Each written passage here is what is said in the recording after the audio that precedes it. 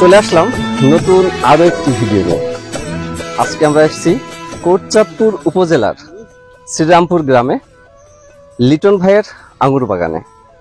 দেখতে পাচ্ছেন যে আমার সামনে কিন্তু অনেক আঙুর ঝুলে আছে, সামনে পিছনে সব জায়গায়। এই পুরো জমিটা হচ্ছে 10 কাঠা জমি। লিটন ভাই খুব যত্ন সহকারে এখানে তিনি আঙুর চাষ করেছেন। আজকে মূলত এই আঙুর বাগান নিয়েই থাকছে আমার মূল ভিডিও। লিটন ভাই কিভাবে এই আঙুরগুলো তিনি চাষ করেছেন এবং কবে থেকে এই আঙুর ফলের চাষ স্বপ্ন তিনি দেখেছেন সে সম্পর্কে জানবো, এবং পুরো বাগানটি আজকে আমরা আপনাদেরকে ঘুরিয়ে দেখাবো। আসুন, চলুন আমরা আঙুর ফলের বাগানটি ঘুরে ঘুরে দেখি।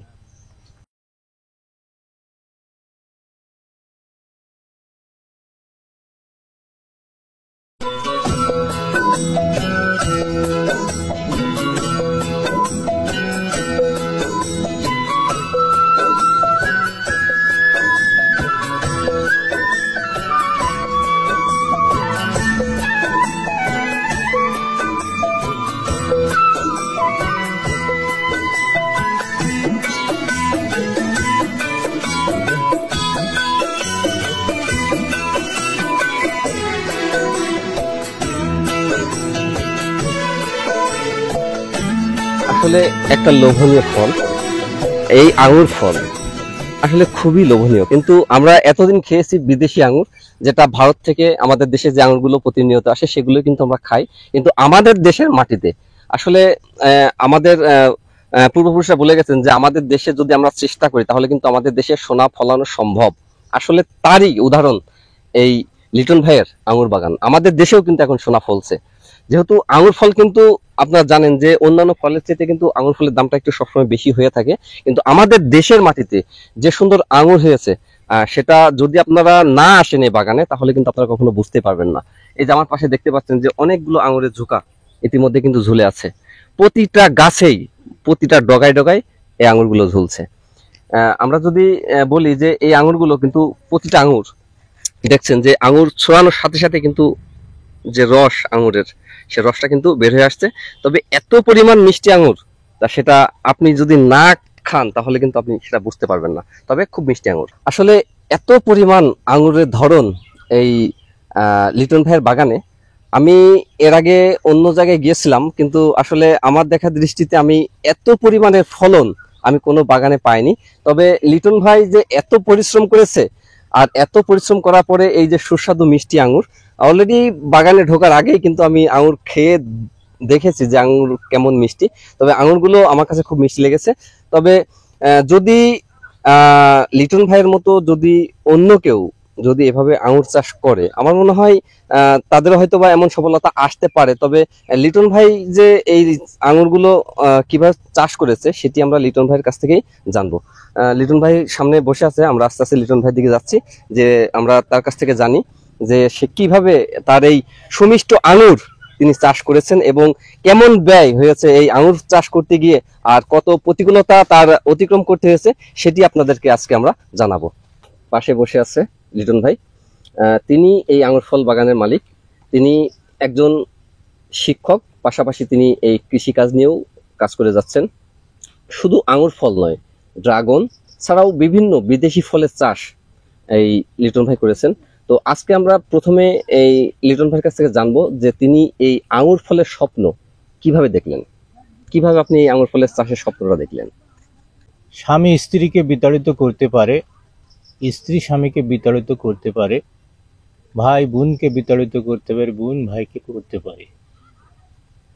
অর্থাৎ একে অপরের স্বার্থ ছাড়া কেউ দুনিয়ায় কথা বলতে চায় না। যার সাথে পৃথিবীতে ভালোবাসা দেখাবো তার পিছনে একটা স্বার্থ আছেই। যেমন আমি যদি কোনো বন্ধুর পিছনে ঘুরি তাহলে সে বন্ধুর পেছনে ঘোরার জন্য আমাকে তাকে খেতে দিতে হবে, আপ্যায়ন করতে হবে। এভাবে যদি আপ্যায়ন 2-3 দিন করি, তাহলে তৃতীয় দিন পর্যায়ে আমাকেও দিতে হবে। অর্থাৎ এখানে স্বার্থ ছাড়া কেউই কথা বলে না। কিন্তু আমার জীবদশায় যা দেখলাম যে পৃথিবীতে একটি নিঃস্বার্থ বন্ধু, সে হচ্ছে গাছ। গাছের মতো নিঃস্বার্থ বন্ধু পৃথিবীতে কেউ নাই। তাই গাছের প্রতি আমার অনুরাগ আছে ছোটকাল থেকেই। আমি ছোটকাল থেকেই গাছের প্রতি খুব ভক্ত। যে গাছ অকৃত্রিম বন্ধু, যিনি আমাকে অক্সিজেন দিচ্ছে, জীবন রক্ষাকারী ওষুধ দিচ্ছে, কাঠ দিচ্ছে, আমাকে অর্থ দিচ্ছে, আমাকে কত সুন্দর করে লালিত করছে এই গাছ। বিদেশে পাহাড়ের মাটিতে যদি, পাহাড়ে পাথরের ভিতরে যদি আঙ্গুর হয়, বিভিন্ন ফল হয়, আমার এই সোনার মাটিতে কেন সেই বিদেশি ফসল আমার দেশে কেন হবে না? সেই দৃষ্টি রেখেই প্রথমে আমি এই আঙ্গুর চাষের দিকে আবার আসক্ত হই। বিভিন্ন বিদেশি ফল যেমন লটকন আছে, অ্যাভোকাডো আছে, পার্সিমন আছে, মাল্টা আছে, ড্রাগন তো আছেই। তো এভাবে পর্যায়ক্রমে এই বিদেশি ফল যদি আমরা চাষ করি, তাহলে বিদেশ থেকে যে অর্থ ব্যয় করে আমরা এই ফল আমরা বিদেশ থেকে আমদানি করি, সে আমদানির টাকা বৈদেশিক মুদ্রা আমার বিদেশে আর দিতে হবে না। আমার দেশে যদি এই বিদেশি ফল উৎপাদিত হয়, আমরাই আরো বরং উৎপাদিত করে দেশের চাহিদা মিটিয়ে বিদেশি এই ফল আমরা পাঠাতে সক্ষম হব বলে আমি আশা রাখি। 1 বছর হলো আমার এই গাছে ব্যাপক আঙ্গুর ধরছে। আমি সফলতার মুখ দেখছি যে এত সুন্দর আঙ্গুর, এত আঙ্গুর আমার দেশের মাটিতে হয়, এটা আমার জানা ছিল না। কিন্তু খুবই আনন্দিত। আঙ্গুর দেখে আমার মনে হয় বাগানে সারাদিন সে আঙ্গুরই নয়নাভিরামভাবে আঙ্গুরই দেখি। বর্তমানে আঙ্গুর পরিপক্কতা প্রায় শুরু হয়েছে। গত কয়েকদিন আগে আমি বিক্রি করেছি এবং আজকেও বাজারজাত করলাম। হ্যাঁ, এই যে বাজারে ব্যাপক চাহিদা আছে। আমরা দেখছিলাম যে হ্যাঁ। আপনি সেই আঙ্গুর ফল কাটছিলেন হ্যাঁ। এবং সেগুলো ওজন করে বাজারে দেওয়ার জন্য প্রসেসিং করছিলেন, আমরা দেখছিলাম সেটা। তো আজকে কত কেজি আঙ্গুর উঠেছে আপনার? মানে আজকে নতুন বাজার, আমার তো জানা ছিল না যে নতুন বাজারে বাজারে আঙ্গুর বিক্রি হয়। তা আনুমানিক ভাবে যে বাজারে বিক্রি হবে কি হবে না, সামনে আসন্ন ঈদুল আজহা আসছে, বাজারেরও সমস্যা হতে পারে। তাই প্রাথমিক পর্যায়ে আমি 11 কেজি আঙ্গুর বাজারে বিক্রির জন্য দিয়েছি। আমি ফোনের মাধ্যমে জানতে পারলাম বেশ ভালো দামে আমার আঙ্গুরটা বিক্রি হয়েছে। আশা করছি যে আমার এই বাগানে যতটুকু আঙ্গুর আছে আমি অনেক উচ্চ মূল্যে বিক্রি করতে পারবো বলে আশা রাখছি। এই যে আজকের এই ভিডিওটা আমরা করছি, এটা দেখার পরে যদি দেশের ভিতর থেকে দূরের কোনো জেলা থেকে যদি কেউ আঙুর ফলের অর্ডার দেয় আপনার কাছে যে ভাই আমার 1 মণ বা 20 কেজি বা 30 কেজি বা 5 কেজি আঙুর ফল লাগবে, তো এই আঙুর ফল কি আপনি দেশের বিভিন্ন জেলায় পাঠাতে পারবেন কিনা? অবশ্যই চাহিদা অনুযায়ী যদি পরিপক্কতা থাকে, মাল থাকে, চাহিদা অনুযায়ী সরবরাহ করা যাবে বলে আশা রাখি। আচ্ছা, তো এই আঙুর ফলটা আপনি কিভাবে ডেলিভারি করবেন? কেউ অন্য যদি জেলায়? অন্য জেলায় কেউ যদি সে যদি বাগানে এসে নিতে চায়, তাহলে বাগান থেকে সরবরাহ করব। অন্যথায় যদি অনলাইনে যদি চাহিদা দেয়, তাহলে সেটাও সম্ভব পৌঁছে দেওয়া। আচ্ছা, যদি এই আপনার এই আঙুর ফলের বাগান দেখে যদি কেউ নতুন কোনো চাষি যদি বাগান করতে চায়, তাহলে তাদের জন্য আপনার কি পরামর্শ থাকবে? আমার মনে হয় যে দেশে যত শিক্ষিত বেকার যুবক আছে, তারা চাকরির প্রত্যাশায় যে হরিণীর মতন ঘুরে বেড়াচ্ছে।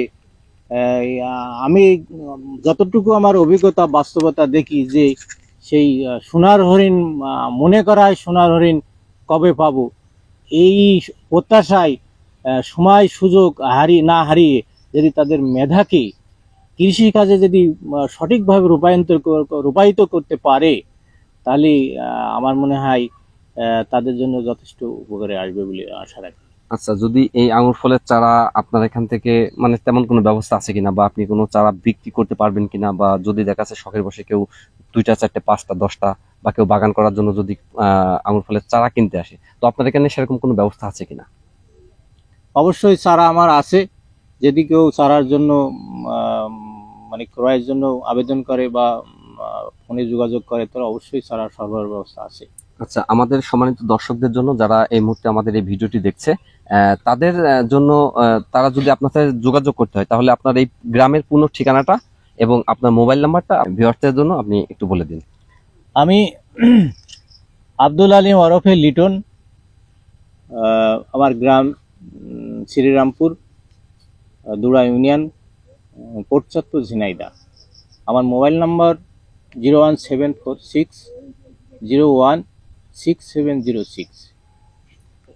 এই নাম্বারে যোগাযোগ করলে আপনি লিটন ভাইয়ের কাছ থেকে আঙুর ফল এবং নতুন চাষ করার জন্য যারা 2টা 5টা এবং ছাদ বাগান যারা করতে চাচ্ছেন, তবে আঙুর ফলের চাষ করতে চাচ্ছেন, তারা কিন্তু লিটন ভাইয়ের এই নাম্বারে যোগাযোগ করে, আমাদের স্ক্রিনে দেওয়া থাকবে নাম্বারটি, এই নাম্বারে যোগাযোগ করে আপনারা লিটন ভাইয়ের সাথে আঙুর ফল কিনতে পারবেন এবং তার এখান থেকে এই উন্নত মানের মিষ্টি আঙুর ফলের চারা আপনারা সংগ্রহ করে আপনারাও ছাদ বাগান করতে পারবেন এবং কৃষি জমিতেও আপনারা এই আঙুর ফলের চাষ করতে পারবেন। তো এই বর্তমানে আপনার এই বাগানে কয় জাতের আঙুর রয়েছে? আমার যে আঙ্গুরটা ধরে আছে এটি 2টি জাতের, একটি হচ্ছে সাদা গোল জাতের এবং অপরটি হচ্ছে রঙিন গোল জাতের। আচ্ছা, এই যে 2টি জাতের আঙুর আপনার বাগানে রয়েছে, এবং এই সাদাটার গুণাগুণ কি এবং কালোটার গুণাগুণ কি? সাদাটা গুণাগুণ মানে এ গিটি গিটি ধরে, প্রচুর ধরে। আচ্ছা, এবং মিষ্টত্বরও ভালো। গোলটাও ধরে, তবে সাদার মতো এত বেশি ধরে না।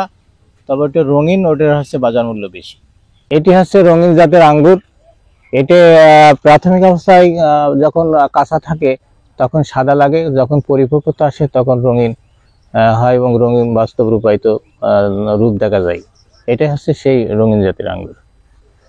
তারপরে এই যে থোকা, কত সুন্দর লাগতেছে, যে এত সুন্দর অপূর্ব দৃষ্টি, যে রঙিন।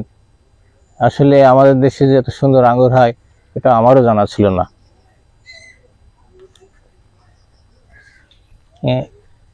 এই যে রঙিন জাতের আঙ্গুর, এইটি এখনো না পাকলে এইটা তো রঙিন হয় না। দেখছেন যে কেবলই পরিপক্কতা আসতেছে, যতগুলো পরিপক্কতা আসছে ততগুলো এগুলো কালার হয়ে আসছে। যতক্ষণ পর্যন্ত অপরিপক্কতা না আসবে ততক্ষণ পর্যন্ত ফুল রঙিন হবে না।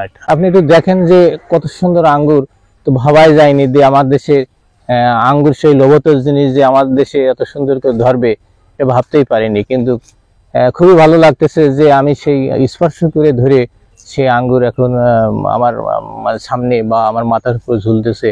আসলে কত নরম ভীরম দৃশ্য, যা অত্যন্ত ভালো লাগার একটি বিষয়। দেখছিলেন লিটন ভাইয়ের আঙুর বাগান ঘুরে ঘুরে এতক্ষণ আপনাদেরকে আমরা দেখাচ্ছিলাম। আসলে বাংলাদেশের মাটিতে যে সোনা ফলে, এটাই তার বাস্তব উদাহরণ।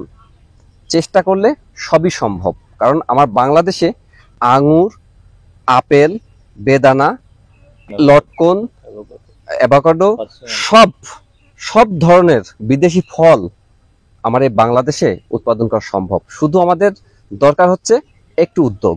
এই লিটন ভাইয়ের মতো উদ্যোক্তা যদি বাংলাদেশের প্রতিটি প্রান্তে এভাবে অল্প অল্প করে উদ্যোগ নিয়ে যদি বিদেশি ফলের চাষের দিকে এগিয়ে যায়, তাহলে হয়তোবা এর থেকে আমরা একদিন বিদেশি মুদ্রা অর্জন করতে সক্ষম হব। বিদায় নিচ্ছি আজকের মতো। দেখা হবে আবার কোনো অন্য স্থানে নতুন কোনো ভিডিওতে। ততক্ষণে সবাই ভালো থাকবেন, নিরাপদে থাকবেন। ও হ্যাঁ, যাবার আগে আরো একটি কথা বলে দিচ্ছি, যেহেতু সামনে আসন্ন ঈদুল আজহা, এই ঈদুল আজহা উপলক্ষে আপনারা যারা আপনাদের সন্তানকে শখের বশে বাইক কিনে দিয়েছেন, একটাই অনুরোধ থাকবে আপনাদের, যে আপনার সন্তানের হাতে অন্তত ঈদের 2 থেকে 3টা দিন আপনারা বাইক দেবেন, তবে শর্ত সাপেক্ষে। সেটা হলো কি, তাদেরকে অবশ্যই বলবেন হেলমেট পরে যেন তারা মোটরসাইকেল চালায় এবং গতি স্পিড 50 থেকে 60-এর মধ্যে থাকে।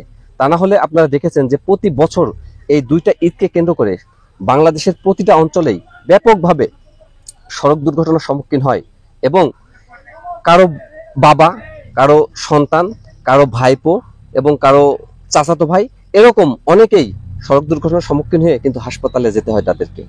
তাই আপনি যদি একটু সচেতন হন, তাহলে কিন্তু আপনার পরিবারের লোকজন নিয়ে আপনি আনন্দে ঈদটা কাটাতে পারবেন। তা না হলে কিন্তু যদি একটু অসচেতন হন, তাহলে কিন্তু আপনার ঈদ কাটবে অনেক দুঃখে। এজন্য বলি যে সড়কে চলাচলের সময় অবশ্যই আপনি সতর্ক হবেন এবং আপনার সন্তানকে সতর্ক রাখবেন। সবাই ভালো থাকবেন। খুদা হাফেজ।